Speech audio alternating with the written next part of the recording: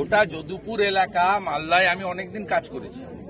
পুরো যদুপুর এলাকা এবং কালিয়াচক এক, এখানে বাড়িতে বাড়িতে বন্দুক আছে।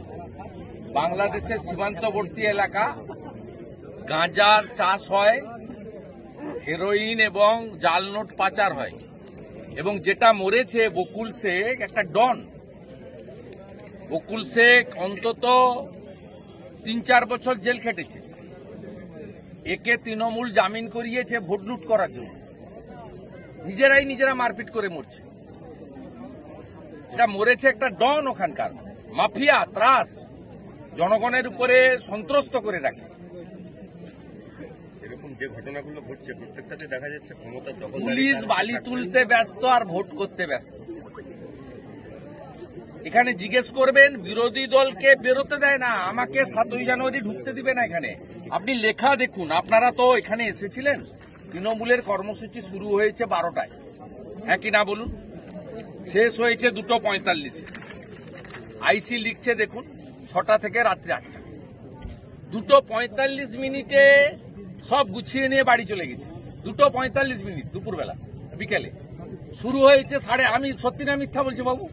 দেখুন, আমাকে তো বলতে পারতো 5টার সময় এসে মালা দিয়ে যান, 9টার মধ্যে এসে দিয়ে যান, ভোর 7টায় এসে দিয়ে যান, আমি তো একটা ফুল দিয়ে চলে যেতাম।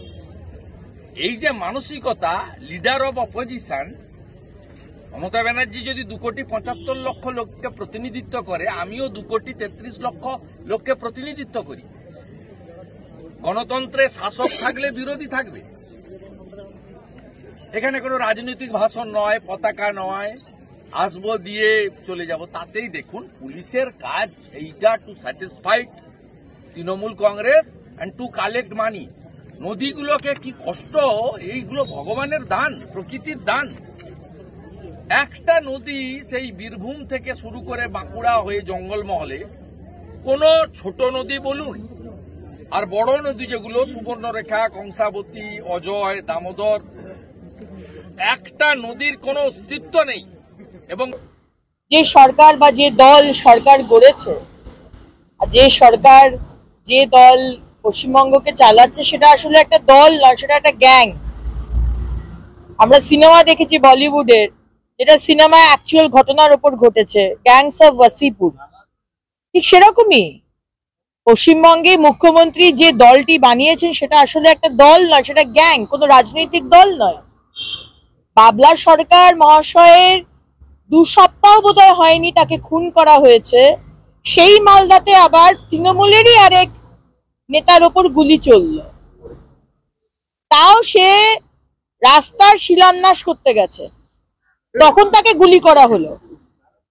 কারোর কোনো সুরক্ষা নেই, কারণ এই সরকার বা এই দল যেটা বললাম, সেটা চালাচ্ছে কিছু অ্যান্টি সোশ্যাল আর ক্রিমিনাল।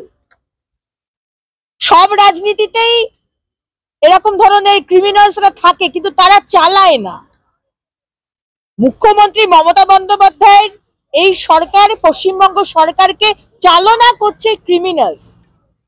পুলিশের হাত থেকে বেরিয়ে গেছে, প্রশাসনের হাত থেকে বেরিয়ে গেছে, মুখ্যমন্ত্রীর হাত থেকে বেরিয়ে গেছে, কারোর কোনো সুরক্ষা নেই।